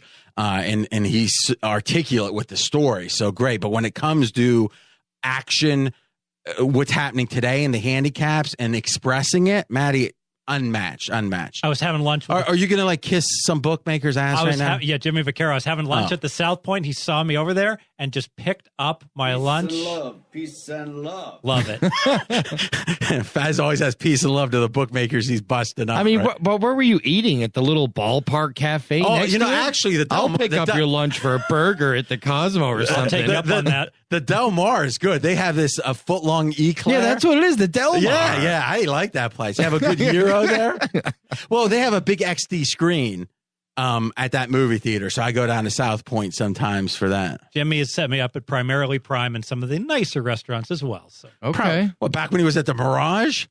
No, the Primarily Prime at the South Point. Yeah, okay. Upstairs, right? Upstairs at the Bellagio. No. Okay. I guess he wasn't even at the Mirage before the Bellagio opened, right? All right. So all that said, Fezzik on Twitter, which is Fezzik Sports. And Fez is already a celebrity, so he doesn't have to get a celebrity voice. No, I'm going to try. I was thinking of getting a couple of strippers, like with the giggly voices going like, yeah, follow, I won't do the imitation, but imagine like follow Fez. And one of them says, and the other one says, Fez, and the other one says sport. I think that would work. Sweet. Patrick Maher knows Lisa Ann, porn star. Who does? Patrick Maher. He's on the rap radio. That's fascinating. All right. 0 for 2 on the ad-libs.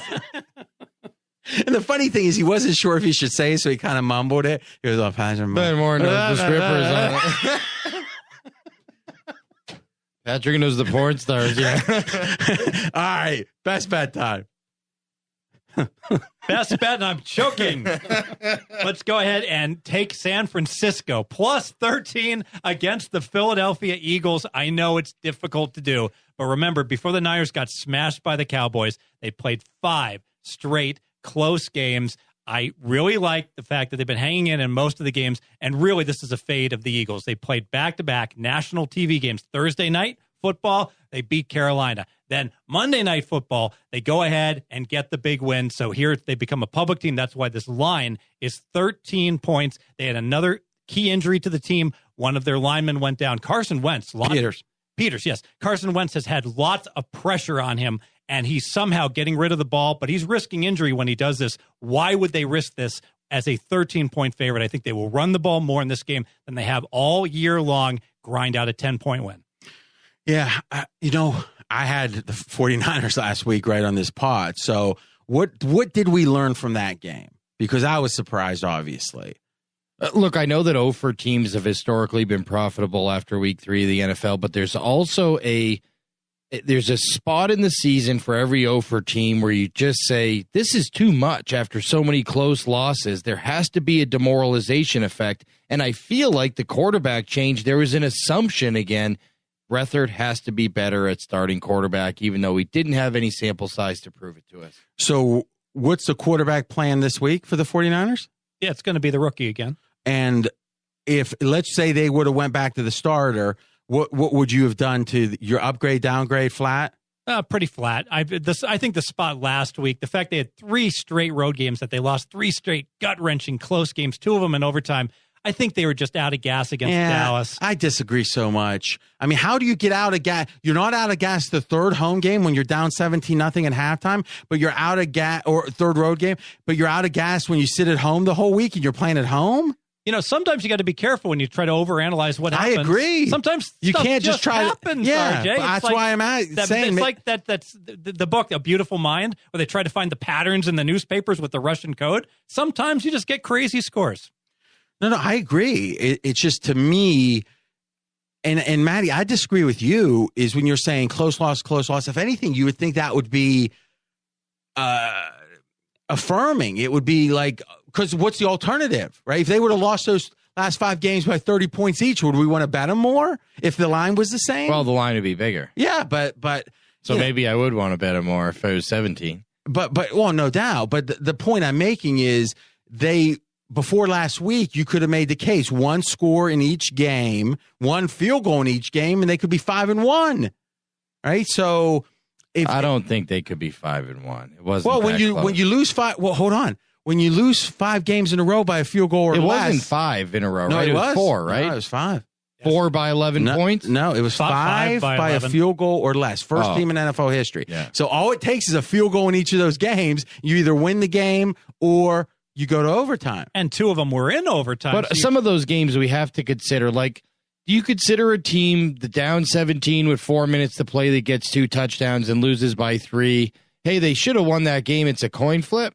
No, but if you have it over the course of time, you're going to have times you're down by 3 and they scored late and it's 10. So, but you're right. It is a specific sample size. So in that game, but what was they were down? It was 4 minutes left. No, so they were down 14 with 4 minutes left to Indy. Got 2 touchdowns, got it to overtime. They were stuck a bunch to Washington 17. So you're saying they were lucky? I'm saying in some of those games, the teams went in prevent early. But look, we're way up. The fact that they tied the game instead of just cutting a 10-point lead to 3 on the final play, I think there's a big difference. Obviously not in prevent the last score. If you get to overtime, it becomes basically close to a pick'em game.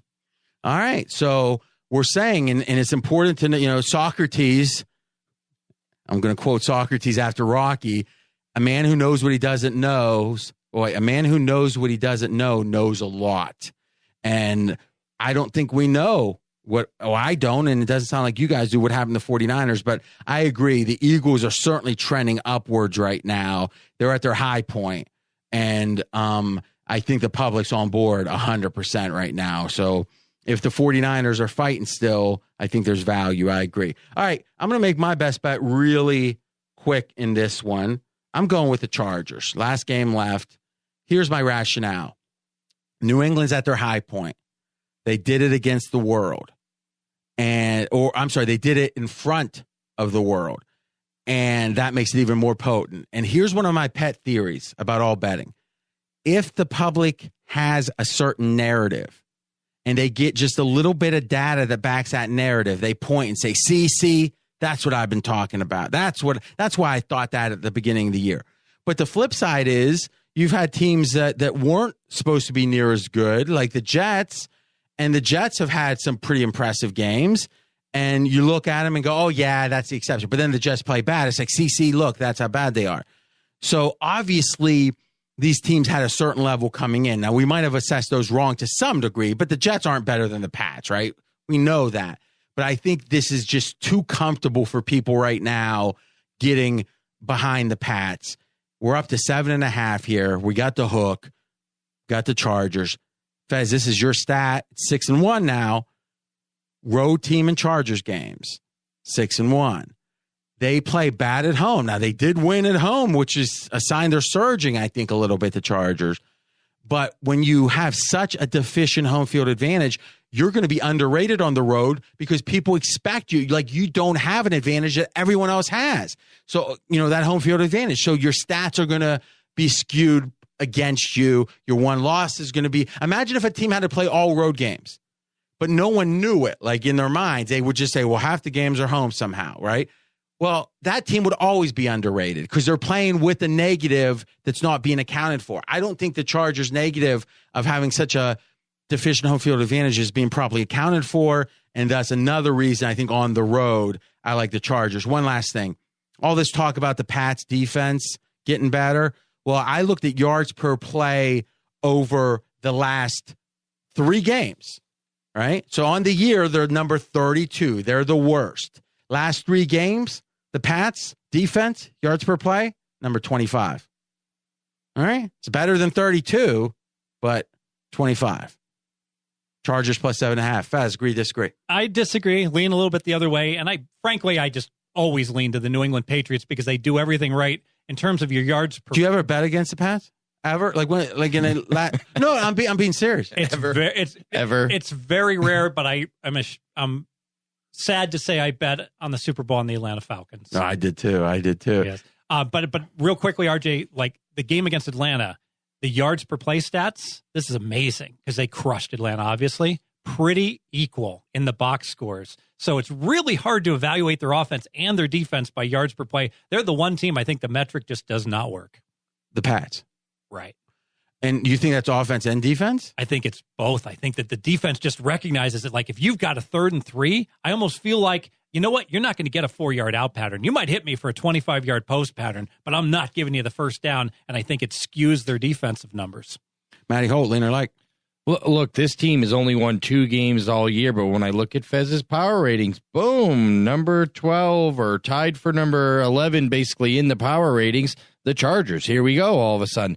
I think, we talked about the 49ers. Is there a demoralization after losing all these games early? We saw the same exact thing happen with the Chargers. They lost a bunch of tight games early by a field goal and by not being able to kick a field goal at the end of some of those games. But here's a team coming on who actually took the trend you said with the Niners and took it to the next level. We lost a bunch of tight games early. We knew we were good enough to compete, and now here we go. We beat the Giants on the road. We pound the Denver Broncos at home. Now we go on the road to the New England Patriots. Let's see how good we really are. Let's prove ourselves. I don't love the game, but over a touchdown, it's only one bet for me, and that's LA Chargers. And I also would say this is that the Chargers have been losing close games for 3 years now. So I think the idea that, and especially with the rest of the West coming back, Raiders not playing, I mean, is it crazy for the Chargers to win this division? I mean, obviously they're a long shot, but I mean, in their minds, they're thinking it's possible. And right? Their health is as good as it's been all year. I think what could happen is they could actually become the best team in the AFC West, but they can't win the division because they have to play 8 road games and 8 neutral games. That's true. That is that deficiency. Doesn't hurt us here. That's my best bet. Hey, guys, real quick. We've been getting asked about the Thursday game. We're doing a separate podcast on that. So if it's before Thursday listening, or be ready for next week. I'll put that on my Twitter, at RJ in Vegas. Remember, College Dream Preview up also. Talk to you there. Thanks for listening to RJ Bell's Dream Preview. Catch the Wiseguy Roundtable each week. College football released on Wednesday, NFL on Thursday. Don't miss any winners. Subscribe on Apple Podcasts or wherever you listen. Visit podcastone.com and download the Podcast One app. Have a question for RJ? You can contact him directly on Twitter at RJ in Vegas. Live the dream with us each week. Hey everybody, it's Shaq. Have you had a chance to check out the #1 podcast on Podcast One? That's right, the Big Podcast with Shaq. Me and my co-hosts John Kincaid and Rob Jenners, we have a blast. With way more than just sports, we have the biggest guests from entertainment to the NBA. I promise you've never ever heard a show like this. The Big Podcast with Shaq, with a new episode every Monday at podcastone.com. Hey, it's Jay Moore, and it is time, finally, for America's Lakers podcast. That's right, I'm going to be hosting America's Lakers podcast. My man Aaron Larsoul, an analytical genius, he's going to bring to the table what I can't every Wednesday. America's Lakers podcast exclusively at podcastone.com, the podcastone.com app, which I highly recommend. You can rate and review this podcast on all Apple products. And guess what we're not going to do? We're not going to bathe in the gossip and the gratuitous negativity that's been swallowing Los Angeles whole lately. Who did what? Who snitched? Who said what? How about truth? How about facts? How about statistics? How about rotations? What's Luke Walton thinking? Who's underperforming? Who's overachieving? Who's rewarded? Who's coming? Who's going? And what are we going to do with all that delightful, delicious cap space? America's Lakers podcast with me, Jay Moore, and my man, my brother, Aaron Larsoul, every Wednesday, podcastone.com. Something big is happening at JCPenney. This Thursday through Sunday, take 60% off exclusive brands like Liz Claiborne, Worthington, St. John's Bay, Royal Velvet, and more during our biggest sale of them all. And best of all, there's no coupon needed. Plus, rewards members get a $10 bonus reward for every $50 spent in-store or at jcp.com through October 29th. Hurry in this Thursday through Sunday for the biggest sale of them all. JCPenney. Offers represent savings on regular or original prices while supplies last. Maximum 3 bonus rewards per customer. Some restrictions and exclusions apply. See store or jcp.com for details.